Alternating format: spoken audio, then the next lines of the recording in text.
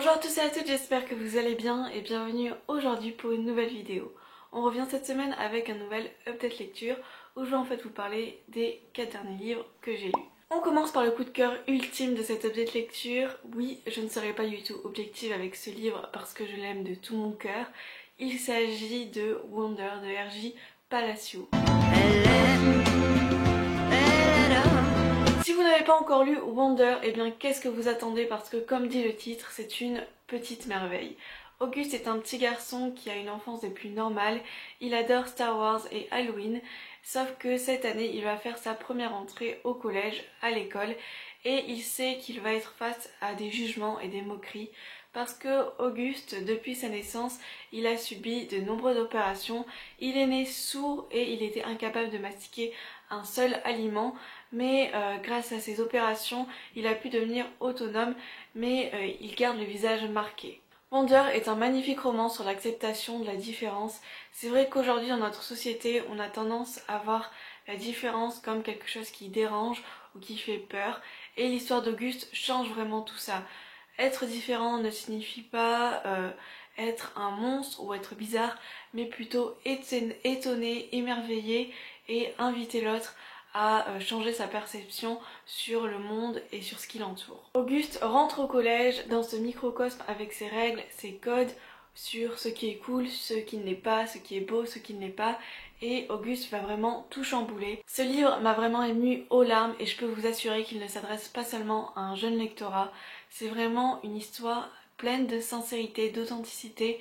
On a pas seulement le point de vue d'Auguste, mais aussi de tous les personnages qui côtoient ce jeune garçon et qui vivent un petit peu avec lui cette différence.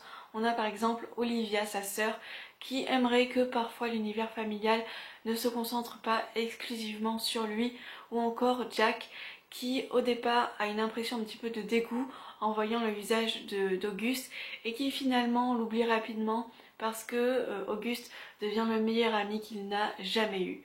Wonder, je ne peux que vous le conseiller et si vous voulez avoir un petit aperçu, je vous invite à aller voir la bande-annonce du film qui va sortir au mois de décembre et en tout cas moi je suis hyper impatiente d'aller le voir. On continue dans un univers beaucoup plus post-apocalyptique puisque j'ai lu le second et le dernier tome de la saga d'Amy Angel, The Revolution of Ivy, et pour être honnête, je n'ai pas tellement été conquise par cette lecture. L'histoire se déroule dans un univers post-apocalyptique aux États-Unis où pendant longtemps, deux familles se sont opposées pour obtenir le pouvoir.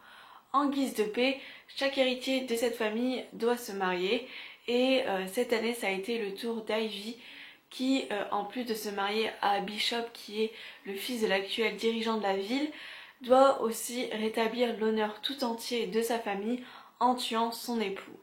Sauf que bien entendu dans le premier tome tout ne se passe pas comme prévu et Ivy se retrouve jetée hors de la ville et doit survivre dans le monde qui se trouve en dehors des barrières de Westfall. Voilà un petit peu comment se présente la situation quand j'ai commencé le second tome. Au premier tome, j'avais vraiment regretté que l'auteur fasse le choix de privilégier sa romance contre son univers et je l'ai doublement regretté dans ce second tome parce que Ivy, l'héroïne que j'ai aimé voir s'affirmer et s'endurcir, s'est rapidement transformée en une jeune fille capricieuse qui avait des émotions aussi vacillantes qu'une girouette. Je peux comprendre que la situation dans laquelle se trouve Ivy est déroutante et peut influer sur son caractère, mais pendant plus la moitié du roman, on avait une héroïne qui était inondée par le souvenir de son amour perdu, Bishop, et au moment où nos deux héros se retrouvent, Ivy change complètement de caractère et j'ai trouvé ça en fait pas du tout logique. J'ai eu vraiment l'impression que l'auteur avait envie de complexifier son intrigue amoureuse au risque de donner de l'incohérence à ses personnages. Ivy m'a vraiment agacée et j'ai trouvé que son attitude ralentissait le récit et éclipsait certains personnages qui auraient mérité d'être un petit peu plus développés. Heureusement, l'intrigue principale, l'intrigue de l'univers était là pour dynamiser tout ça, surtout vers la fin.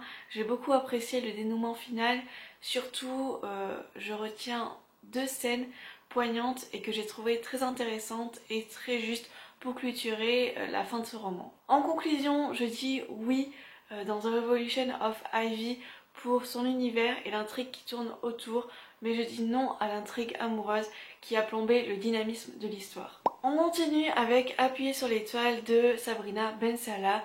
Retour au XXIe siècle avec des personnages qui ont des étoiles plein les yeux. Avril est une jeune fille qui rêve de devenir une coiffeuse renommée et de fouler les plateaux de cinéma. La grand-mère d'Avril, elle, regarde aussi les étoiles mais d'une autre manière. Elle se bat contre la maladie et elle aimerait mourir avec une lueur réconfortante au-dessus d'elle.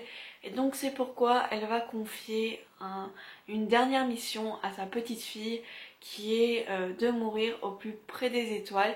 Et Avril va un petit peu remuer ciel et terre pour réaliser le dernier vœu de sa grand-mère. En rentrant dans cette lecture, je m'attendais vraiment à être secouée par des milliers d'émotions jusqu'à verser une petite larme, mais ça n'a pas du tout été le cas.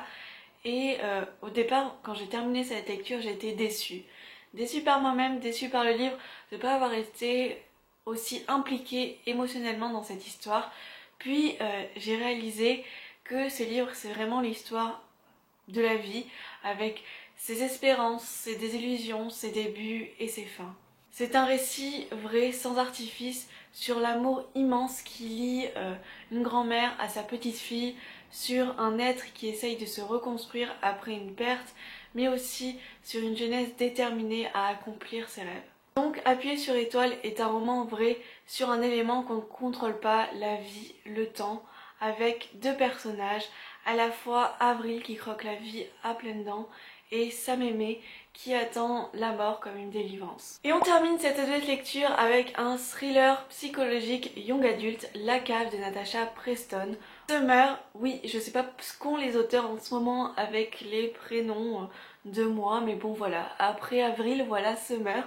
Donc comme je disais, Summer se rend à une fête et malheureusement elle va se faire enlever par un détraqué et elle va se retrouver enfermée à double tour dans une cave.